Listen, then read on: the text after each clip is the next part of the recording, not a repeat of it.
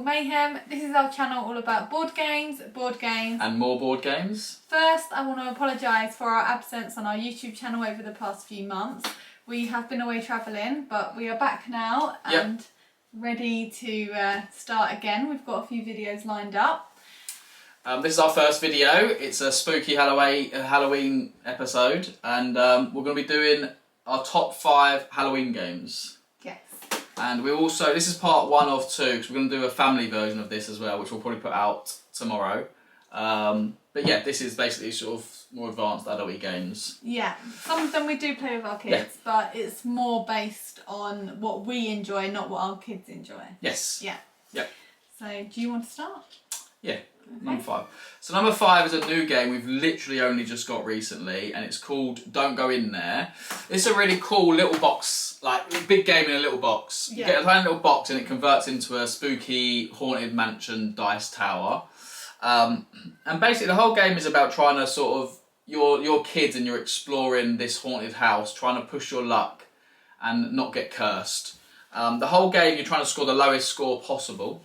And how it works, there's 3 rooms set out and you each sort of place one of your little kid meeples further into the house. The further up the track you go, you get first pick of the cards, which is good because like, you want to get the lowest number of curses on your card. Yeah. But then the further back you go, you get protection against ghosts. And basically, every time you go into a house, there's a certain amount of dice are rolled through the dice tower. If they ever show any ghost symbols, each person collects that amount of ghosts. But on the rooms, each one has like a torch amount, so 3, 2 and 1. And protected. Yeah, torch protects you from ghosts. So the lower back you go, the less ghosts you get, but then you get last choice of the good curse cards. And then the further you go in, you get more ghosts, which ultimately give you curses. And yeah, the artwork's really creepy. It's really, really freaky. Some really, really cool artwork on it. And yeah, the combos are cool because certain cards you need to collect 3 of a kind maybe, and then you can get rid of all them cards. Yeah, and that's another reason why it's good to go first. Put yourself on the ladder, because if there's a card in that room that you need, because if you get 2 of that card, you can discard a card. Yeah. Then obviously you want to do risk and put yourself first, so you definitely get that card. But then you could be like you could have like 2 of these 6 ghosts. cards. You could have like 6 ghosts. Because you didn't protect yourself from the ghosts, so it's really like... Super fun game. We've only played it once, but it jumped straight into our top 5 Halloween games, and I imagine it will stay in our collection for a while because it's a really fun game. We played this with our daughter who is 7. She is an advanced gamer and she got it pretty quick. Yeah. I wouldn't say it's too difficult, but the artwork might be scary for some people, some kids, because the artwork's pretty freaky in this. Like there's some creepy masks and stuff. But yeah, really, really cool game. The dice tower is an awesome little bonus. Yeah, it's really cool. Yeah, and that was our number 5. So our number 4 is a game called Cryptid Calf, which is like you're like running your own monster restaurant, and you have guests that come in, and they'll be like on a satisfactory level 5, 4. It might even start at 6 or 7, but it goes down to like -1. Yeah, the lower down the track your people, if you don't serve your people in time, every round they move down the track, and the further down the track they go, the less victory points you get. So ultimately they walk out of your calf unhappy and you get minus points. Yeah. And you're just trying to collect the ingredients as quick as you can and trying to get these people out.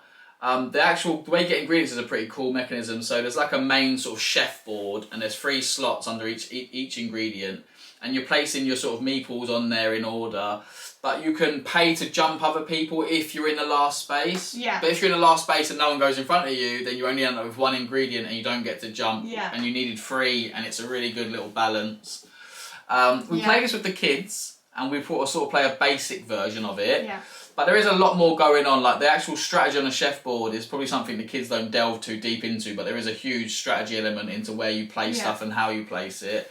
And you also get other little cards, and there's a little set collection element that the kids don't really... They like to feed the monsters and get them out, but if you're collecting the right amount of monsters or a certain type, you get bonuses. So each monster will have like a triangle, like a little shape on it, and if you collect more than 3 of them, you get a more extra. Yeah, you get a point for each one and stuff. It's really cool. So there is more to it. So we play this as adults and we play this with the kids. Yeah. But yeah, it's a really fun game. Yeah. Artwork's beautiful. We've got the added meeples as well. Like so a little there's all monster different box. animals Yeah, which it's the awesome. kids really because there's like some crazy snakes and there's frogs. So many different animals in that box that they have lots to choose from. And it definitely adds to the theming of the game. Oh yeah, definitely. Yeah, it's definitely it's one of our favourites. It's one of our favourites. Yeah, I really enjoy getting that today. We played it quite a few times, and it's a really cool game. Yeah. Right. Our number 3 is The Hunger. This is a deck building, push your luck sort of race game. It's really fun. You're basically, you play a vampire and you're coming out at night and you're going around the board is like a big spiral. Yeah. The further out of the board you go, the better the rewards and the more rewards you get. But the game is set over 15 rounds, and after the 15th round, the sun comes up, and if you're caught outside the castle when the sun comes up, you lose everything, all points. Yeah. And even if you just make it back to the castle grounds, you can lose up to 25 points, I think is the first phase, and it goes down in 5s, and then you get a reward if you make it back. Yeah. The art in this is beautiful, it's really cool, it's like a fun, scary, like the art's really funny, it's quite like weird, but it's fun. The deck building in this is super tight, so you've got vampire cards, human cards, and familiars.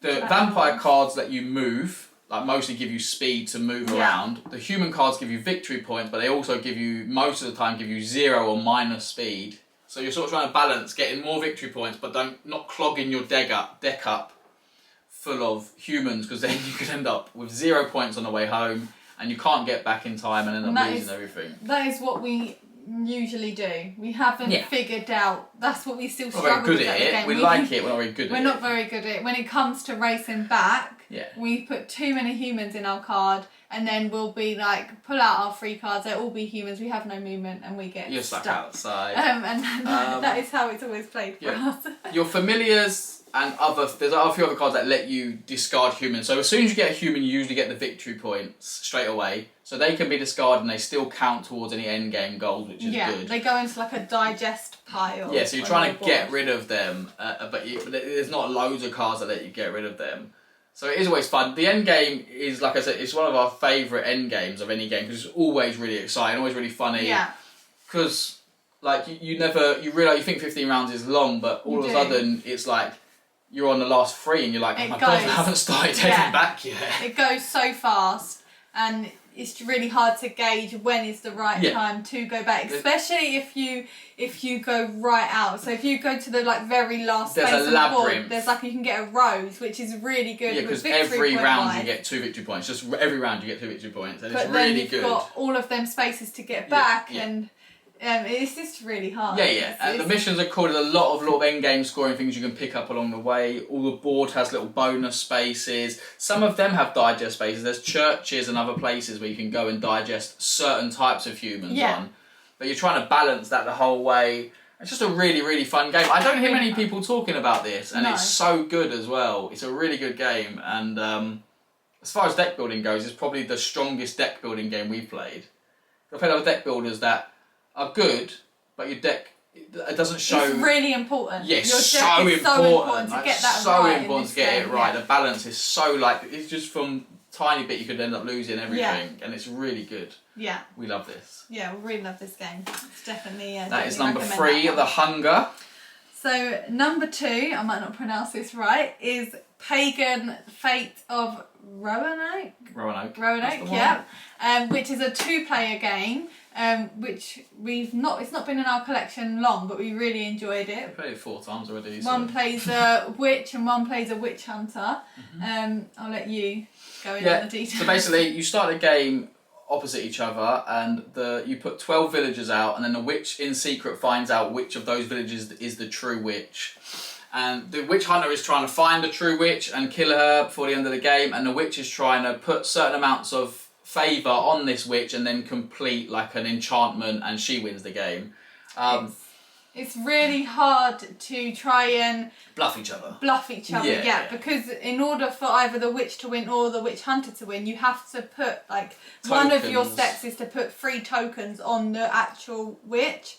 And it's so hard to do that without giving it away that this is the witch. Yeah. It's so hard. You're really suspicious from the get-go, so you're trying to keep an eye on. It's just a really good game of cat and mouse. It's all based around card laying. You have a huge deck each, and you're trying to lay cards, and you can set permanent cards that you can then use as action spots, and there's just loads going on, and it's fun to have a 2-player game that's not like a 20-minute game. Like most 2-player games are quite short, and this is like a full game. It's definitely, I think, probably the biggest sold 2-player game that we have. Yeah. It's about an hour and a half, I'd say. Yeah. It can be 2 hours, can be a little bit less, depending on how rubbish you are.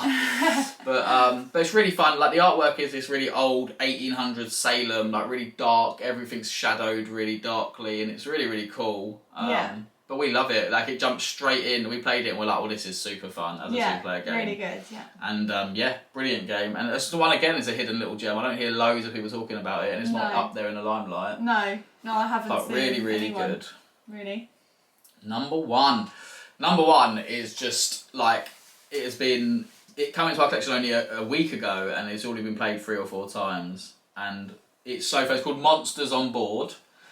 It's a dice drafting sort of, I don't know, it's just it's a dice drafting game where you're basically, it's around, you're like a big haunted mansion and you're put on a party, and you need to get spook juice, but to get spook juice you need to scare humans, and basically you're drafting dice to send your little minions out into these villages to gain spook juice and to gain other little bonuses.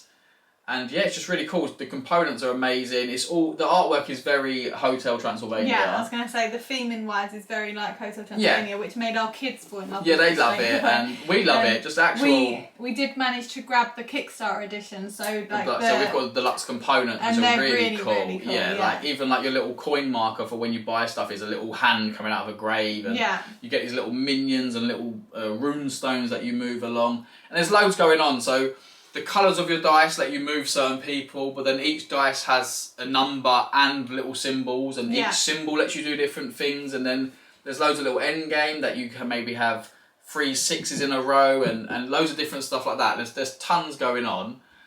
There's also a family mode, which we'll explain more in the family video, but that lets you sort of just strip it down a little bit so the kids can play. Yeah. And they love it, You get these cool little cars that you put your little dice in, and they're the ones you drive around to each other. Yeah.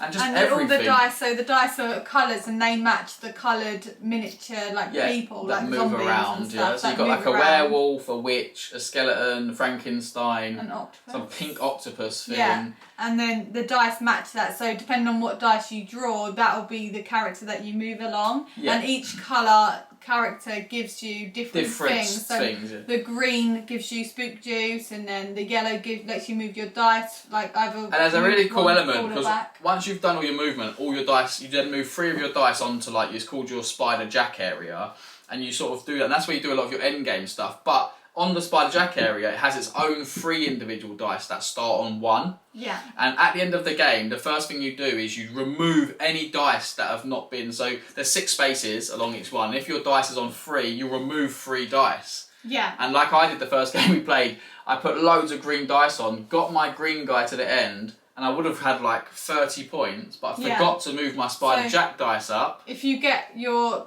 green or any colour person to the final space in the village, then you get, is it 3? You get 3 points for every coloured dice on the board. Of that colour you've got on the board. So I put loads. I had like 9 green dice on the board. I got him to the end and then forgot to put my Spider Jack dice up, lost only had 2 dice left, and ended up getting 6 points instead of like 30. Yeah.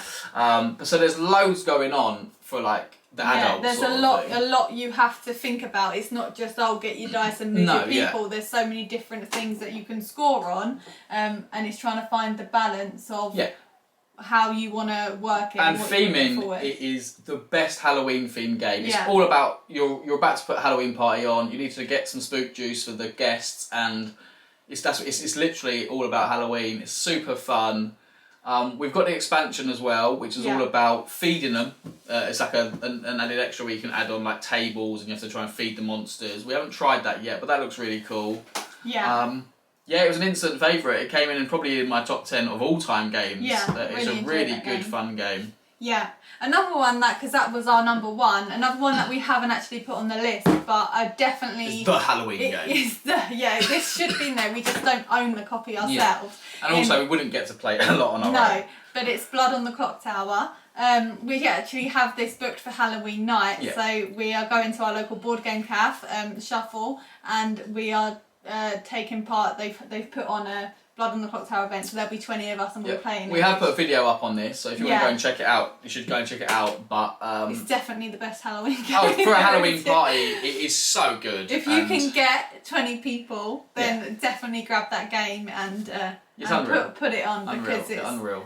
It's just that is definitely the best. Yeah. Especially the way Shuffle do it, and they have like a full on they narrate everything. They changed the whole cafe, so they make a town hall. There's all candles. They make taverns where we can go and chat and conspire, and it's all dark. They have music on, and there's like crows and bells going in the background. Yeah, and it's like when they all dress up as well in like proper Undertaker. And all of the staff even serving you, they've all got like old wench clothing on, and they're all dressed as old like villagers. And then. Like when you die, it's not just like, oh, you're dead, move on. They'll go into a full descriptive explanation of how you died and like what the weather was like outside, and they just. It was really good. That definitely would be if we had 20 people we could play with regularly. That would be our number 1 game. Yeah. But we've got a video on that, so I think we'll link it in the thing below. Yeah, and you can have a check it out. But it's really, really good. And but that is our top 5 Halloween games. Yeah. And if you enjoyed this video, please hit the like and subscribe button so you can catch more from us in the future. And we also have, like we said earlier in the video, our top 5 family Halloween games coming up in the next day or so. So keep an eye out for that as well. Yes. But thanks for watching. Bye. Ooh.